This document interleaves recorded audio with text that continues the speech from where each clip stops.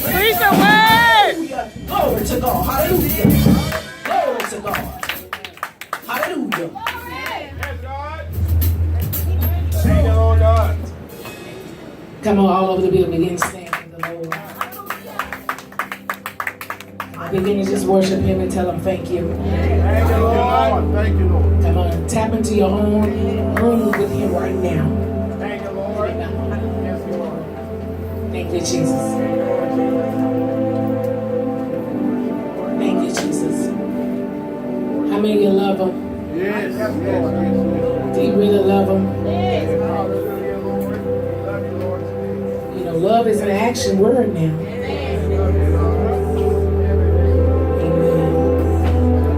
It's not just something that you can say and not put some effort behind it. But just for just a few seconds, just get in your own room with God right now. Even though everybody's in the room together, it's kind of heavy. Come on, put this on the other side. Come on, go into your own way of worship. Thank you, Jesus. And set the atmosphere. Come before God can really just come in and give how He wants to give and what He needs to give the people. The atmosphere must be set. Thank you, Jesus. Hallelujah. Thank you, Jesus. How many feel the presence of the Lord? Thank you, Jesus. A fresh oil, fresh oil, fresh oil, fresh wind, fresh wind. A place that you've never been before. Tap in. A place that's not familiar to you. Tap in. A place that you should be hungry for. Tap in. He's awesome. He's a loving God. He's a wonderful God. You can turn it down just a little bit, son, just a little bit. He's a wonderful God. And just invite Him in right now. Jesus. Thank you, Jesus. Thank you, Jesus. Thank you, Jesus. We love you, Jesus. We searched all over, couldn't find nobody. Nothing or nobody can ever be good enough, God. We thank you this morning. We bless you this morning. Thank you for your grace. Thank you for your mercy. Thank you for your everlasting kindness. Thank you for the blood this morning. We thank you for breathing on us. Thank you for saturating us with your spirit. Thank you for endowing us with your power. Thank you for charging our inner man, God, that we'll keep a hunger and thirst after righteousness. We bless you today. We thank you, God, for we want to eat and breathe all that you have for us, God. That we'll bear good fruit among the sinners, God. That we'll draw them to you. We thank you, God.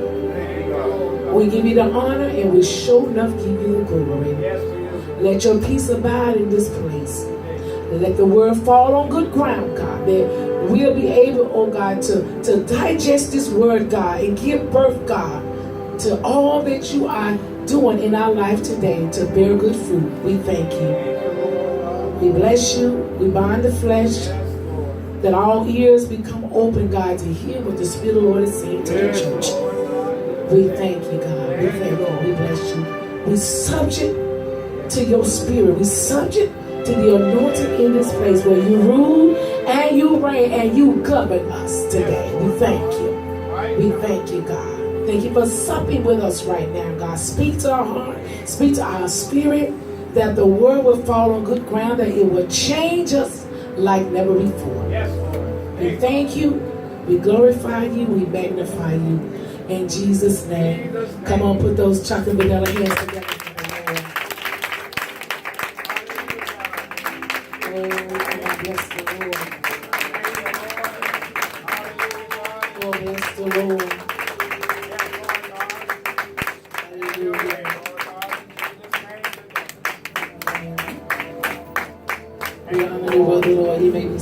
Present the Lord. Probably you keep that going just real soft. Just saturate the atmosphere. Oh, I feel the presence of the Lord. And I feel it so till I just, you know how you just want to go and be alone with God. And that's how you know that you're really growing higher, you're shifting higher, when you just want to be alone with Him like never before. Because being intimate with God is nothing like being intimate with man.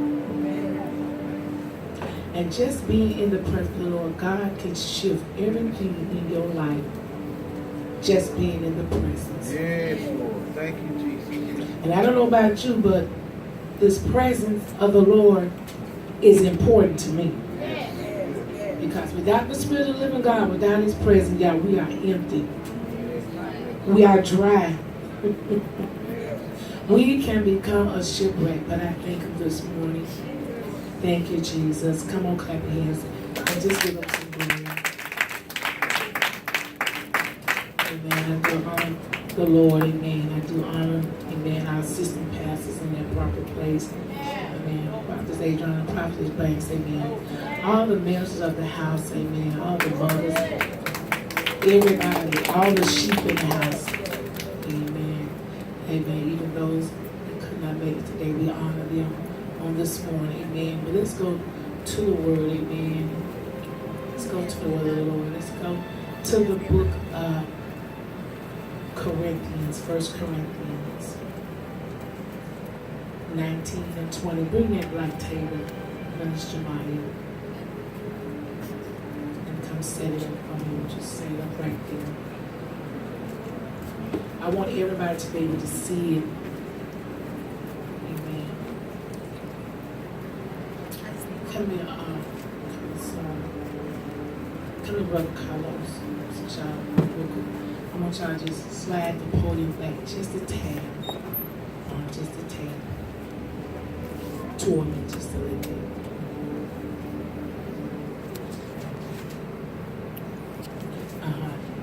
Put it right. Amen. All right.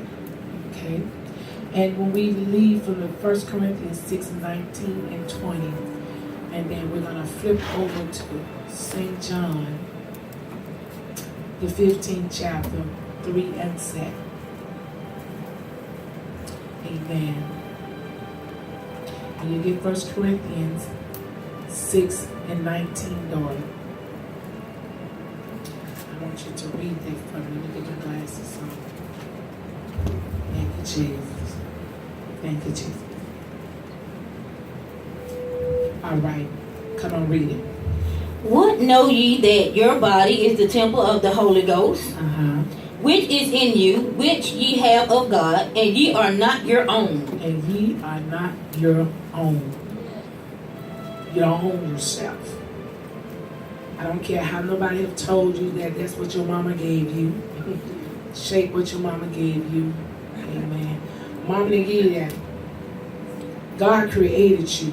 Mama just pushed you out. We are bought with a price, and we do not belong to ourselves. Amen. In the beginning, remember that Adam was made. He was created in the image of God. And so we are created in the image of God. And Jesus was born. God gave me a revelation. Jesus was born, amen, because He couldn't create something that already was. We belong to Him, amen. We were created in the image of God to edify and to build the kingdom, and not to use our body for our own selfish gain, for our own evil desires, amen. Come on, that ain't what, come on, because that's not the word. Come on. For ye are bought with a price. You are bought with a price. Therefore glorify God in your body. Therefore glorify God in your body. And in your spirit, which are God's. Which are God. Now watch this here. Going over to John 15 and 3. John 15 and 3. When God began to give me this, I said, wow. You got it, daughter? Let's go.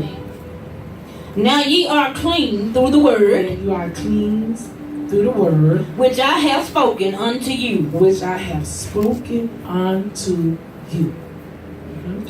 Go to 15. No, go to 7. 3 and 7. 15, 3 and 7. Same chapter. 7 verse.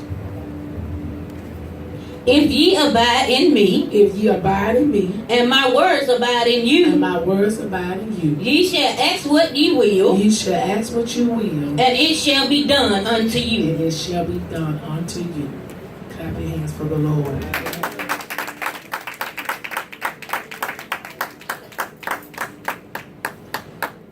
I'm going to read it out of the Clearwater Bible.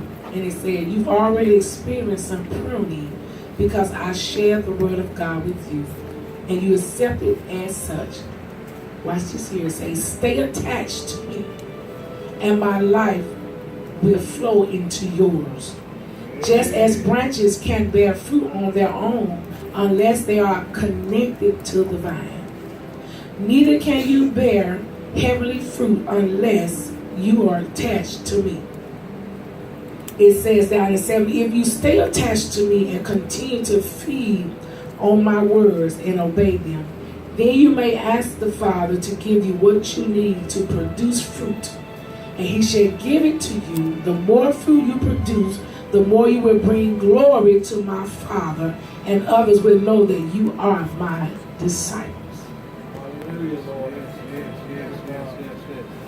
And when God began to talk about the body that he gave us, and he gave me the title, what kind of junkie are you? Hallelujah. Speak, Lord. Yep. Speak, Lord. And then he came back and said, you don't need that. Because we know there are all many kinds of junkies. Yes, Lord. We got junkies that eat a lot of junk. Amen. We have all kinds of gossiping junkies. We have people that have addiction junkies. Hallelujah. We got church hoppers that are church hoppers junkies. Yes, Lord. So we good at pointing our finger at the world, but we got some in-house junkies. My Lord. Speak. We got some Jezebel junkies. Hallelujah. Bless the Lord. Come on here, somebody. We got some junkies. Only when they have a need do they come into the house of the Lord. Them kind of junkies. Yes, Lord.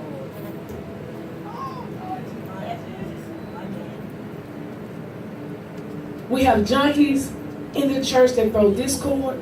Yes, Lord. Speak. We have unstable junkies. Yes, Lord. Y'all come on, somebody. Speak, Lord. There are all kinds of junkies in the body of Christ. Yes, Lord. There are junkies that allow any and everything in their spirit because they are not what? Abiding in God. Amen. Because if you don't abide in God, then something else is going to abide in you. Amen. Yes, right. Speak, Lord. And whenever you begin to allow other things to come in and abide in your spirit, the more junk that you allow in your spirit. Now, our bodies are the temple of the Lord, so we're supposed to use our body to edify Christ, right? Amen. But when you allow something else to come in and infiltrate your spirit, you become a junkie of what that is. Lord help us. Yes, Lord. Turn it down just a bit more prophet. You could be a junkie of being connected to the wrong people. That's right, Y'all Lord. come on here. Hallelujah. Speak, Lord. You could be a junkie because you were connected to your job so much that you can't focus on nothing else but your job. Hallelujah. Speak, Lord. See, a lot of people want to take the word junkie only for people who have addictions. But there are some sensitive people in the house of the Lord that have all kind of junkie. You can have some rebellious junkies. You can have some prideful junkies that think they know, and you can't tell them nothing. You got some seducing junkies. Can we just talk about junkies today? Hey, Lord. Yes, Lord. We got some junkies that don't want to be corrected by nothing, but want to be a wonder. Now, come on here. But when you become abiding in God, when you become to let God abide in you, all that trash can't get in your spirit. And I know a lot of times the little things that we don't even think matter, those are the things that the enemy use to offset you. He slow walk you. The enemy know what you like, so whatever it is you like, he gonna send that to make you a junkie. Yes, God. Hey, Lord. I might need to get on the floor. Would that be better if I get so bad I can see? Let me get on the floor. Because let me tell you something. The enemy knows if you are abiding in God or not. He knows that. He's not crazy. He knows what kind of attention you like to be drawn to you. He knows what your flesh desire. He knows it. He knows if you're a sex junkie. He knows if you're a cussing junkie. Y'all come on here. Yes, Lord. The enemy knows what you like. But when you abide in God, it overpowers anything that tries to connect with you. Amen. But how would you know if you're not abiding in God? Because when you abide in God, God will let you know when something's trying to make you a junkie. Yeah. He'll say you don't need that. Yes, God. He'll begin to be, he's the umpire of your what? Soul. Yes, He is. So all of us, truth be told, has been a junkie before. Some of us still junkies. We junkies outside the house of the Lord. It is not God's will for you to abide in Him in the service, but be a junkie all week long. Y'all come on here, somebody. Take this pass it off. Do you know the importance of abiding in God? It blocks the things of the enemy that tries to come your way, because when you abide in God, because I got to stay there, because it will not allow anything to identify with the old man. Yes. Come on. Yes, Lord. Big Lord. The enemy will never tell you that the person that you connected with is a seducing spirit that's getting ready to infiltrate to pull you out the will of God.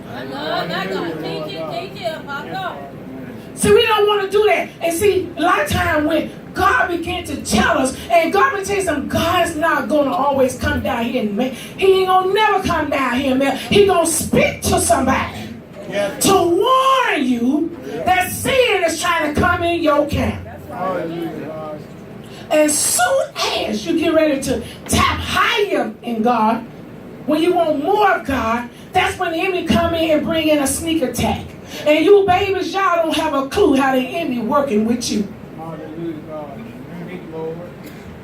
But the more you stay in the presence of the Lord, the more He'll warn you about trouble. But it's no way that you can step out of the will of God if you love God more than what's trying to attach yourself. And we know we're attached to people we ain't got no business being attached to. Hallelujah. Hey, that Lord. If your spirit man is going backwards from where you were before you met that person, something is wrong. You are connected to the wrong source. Somebody not abiding in God. Yeah. Come on here, somebody. There's no way in the world that people that's abiding in God, they're going to have the same mind as you have. Yes, yes. Same mind. Come on now. That's right, Lord. So instead of us abiding God, we begin to allow our spirit get so junky. Because in the beginning, remember this box, it was empty. Because God was abiding in them. This your spirit now. Your spirit was it was white, it was open. And you kept it closed. You kept it closed until that one undercover assignment sent from the pits of hell came in to start cluttering your spirit. until you can't hear God no more. You can't hear God talking to people no more because you hear more of that person than you are the voice of God. Because you're not abiding in God anymore. The enemy know your destiny. He know your future. He know what's ahead of you. And it is his job to stop destiny upon your life. Yes.